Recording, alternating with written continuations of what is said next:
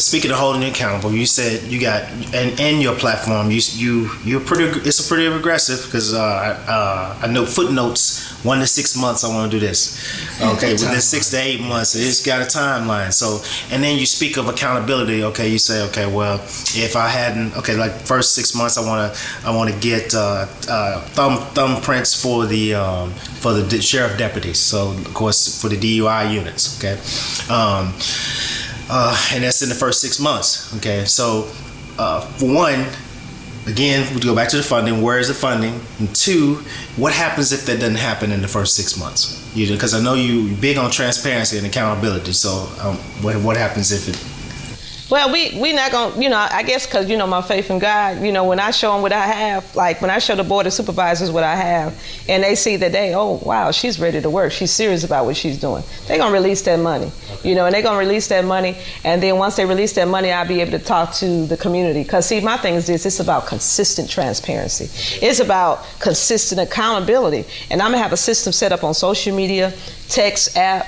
I'm into technology. I'm the only candidate that's really into technology. I'm running most of my sites. I established our sites with the Jackson Police Department. So I'm not sitting up here telling, y'all what y'all want to hear just to get in position. I'm serious about this because I'm tired of being lied to. So I'm quite sure if I'm tired of being lied to and I'm in law enforcement, you can only imagine what y'all tired of, because we got to stop making excuses. So, I'm going to make sure that it's going to be consistent. I'm going to make sure that I hold myself accountable, and I don't want y'all to forget about me, because y'all shouldn't have to put me in position and say, hey, what you doing? I need to let y'all know what I'm doing. Every day, consistently. I need to make sure that I bring the community inside the sheriff department. That's what I'm going to do, advocacy. I'm serious about that, because I want to make sure that everybody know that I'm working on their behalf. It's not about me. Being a public servant is not about you. It's about purpose. It's about reason. Purpose is reason. What can you do for everybody else besides yourself? That's what a good leader is. What are some of the things you would do outside the box for this community? Well, some things that I would do outside the box, that's a good question. I want to sponsor youth programs all year round, and I want the citizens to run them. That way it'll be building trust with the community and bringing the community inside the department. Because, with the relationships that I have with the stakeholders, it won't be no problem with, them giving me, helping with the funding of the program and also grants. And also the children, you got to give back to the children, because a lot of the children are committing crimes because they have nothing to do. They're bored. A lot of the children are just on social media.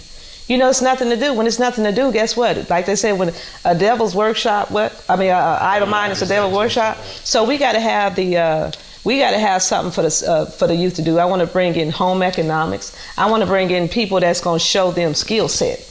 Like barbers, chefs. I have relationships. Y'all be surprised at the relationships that I have with people. And like I was talking to you guys before the cameras came on about influence. Yeah. Influence is power. It's not about position and title. Because I can do a lot of stuff with what I have right now because of my influence. Because I am who I am. I don't try to be more than anybody else, because I'm not. I'm a child of God. And being that I'm a child of God, I'm a servant to the people of God. That's right. Akbar Cook, Principal Akbar Cook in New Jersey, has come up with some non-conventional ways. The gentleman that we talked about, that he put washers in the school because the kids were not coming to school because the clothes were dirty.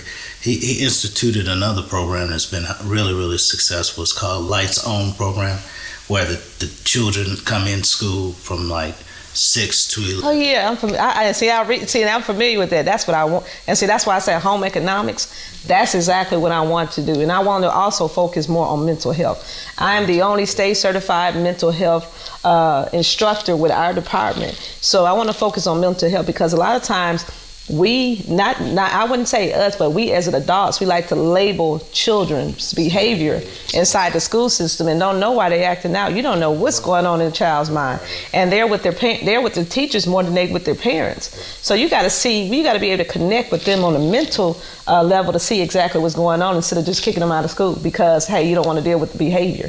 So I want to focus more on mental health, and with that being said, I want to make sure every officer, school resource officer, are trained with crisis intervention because it makes when you train with crisis intervention, you show more empathy towards everyone, and that's what I want to make sure that's implemented as well. We do a conflict resolutions course as well. Wow, that's awesome. Because we're big on conflict resolution. Right, and wow, that's awesome. The prevention side of it, trying to show people how not to react.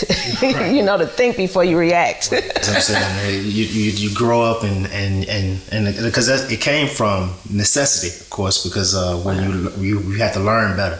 You grow up and all you think about is I'm gonna do this, I'll do this, and then you get to grow up and realize, especially in the corporate field, that that's not, it's a zero tolerance for it. Absolutely. Absolutely. And when you're dealing with different diversities, even though we're passionate people don't take well to the aggression, so you have to learn how to resolve conflicts without just screaming and hollering or slamming something or absolutely. And see, we a lot older to where we'll be like, we have it in our mind like, is it worth it?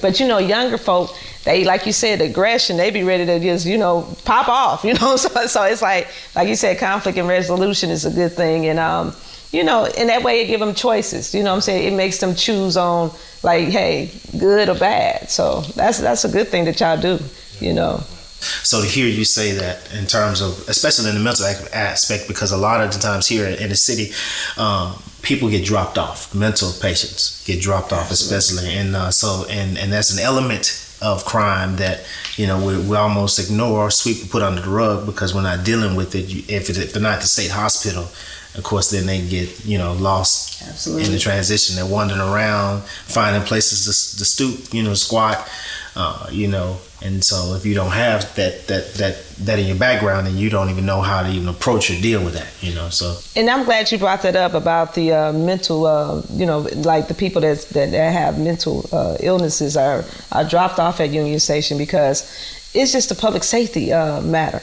Because that's against the law, to just drop them off and just leave them there. So, it'll be up to Mississippi Highway Patrol to just put out a PSA and letting everybody know if you caught you subject to be prosecuted because a lot of families don't even know where their family members are because guess what, they just dropping them off and just leaving them. So yeah. Okay, go ahead. I'm sorry. We don't have, in Mississippi, it doesn't seem to be a problem, cop shooting towards African American community. That hadn't been a problem here in Mississippi, but will there be any training? Because I looked at your plan looking for that. Will there be any training to deal with that? Once you have the shooting range and police shooting practice and set up for that's in the agenda. Yeah, so that, but was it for not shooting black people? Well, and that's the thing. The thing is that training is my number one priority. I'm into training. I want to make sure that everybody is fully trained, even with the detention officers. I don't want to just stick them in the RDC center. I want to be able to make sure that they got that training at all the 3 jails, and then go there and do their jobs because training matters. It'll pretty much stop a lot of incidents from taking place if you have officers in position that are fully trained and understand what they're doing as far as the actions that they're taking. So I'm gonna make sure that training is definitely implemented. I want them to be able to be trained on every level, so that way it won't be no issues or incidents. We're not saying that incidents won't happen, but at the same time we'll be able to hopefully prevent them from happening. To focus more on prevention. Okay, you spoke to not only you said training, but you said a manual. Yes, an accredited manual. See, a lot of times, a lot of the incidents are happening because over the years there has been they have SOPs with with policy and procedure, but it's not accredited manual as far as the Department of Justice. So that's going to be one of the things that I'm going to definitely implement, an accredited manual, so that way it'll be approved by the Department of Justice. It'll stop the lawsuits, the sexual assaults. It'll stop any type of incidents from taking place inside the jail and outside the jail. What about the facility itself and also the manpower? And see, that's the thing. I know I heard a couple a lot of times talking about, you can't stop contraband, but if you bring everything into compliance, contraband will have to come through the front door, right? So once it comes to the front door, you can stop it in its tracks. So that's exactly what I'm going to do. I have a plan to where I'm going to be ready to combat anything and also prevent anything from taking place. You got to make sure that everything is in compliance. We got to stop putting people in position just because of what they say they're gonna do, and then if it don't happen, then what? A lot of times people are used to seeing the same familiar faces. We got to stop status quo and a good old boy system, because a lot of times people look at experience and qualifications. We all have experience and qualifications, but if you're not effective, then why are you in that position? Hinds County, on August 6th, go green. Vote Colendula Green for sheriff, establishing trust with citizens and ensuring your safety. Colendula Green is about increasing community engagement, strengthening relationships with citizens, and increasing transparency. She will bring the Raymond Detention Center into compliance and bring accountability to the Hinds County Sheriff's Office as well. On Tuesday, August 6th, Colendula Green is asking for your vote, Hinds County. Always stop at red, be cautious at yellow, and always go on green. Colendula Green for Hinds County Sheriff.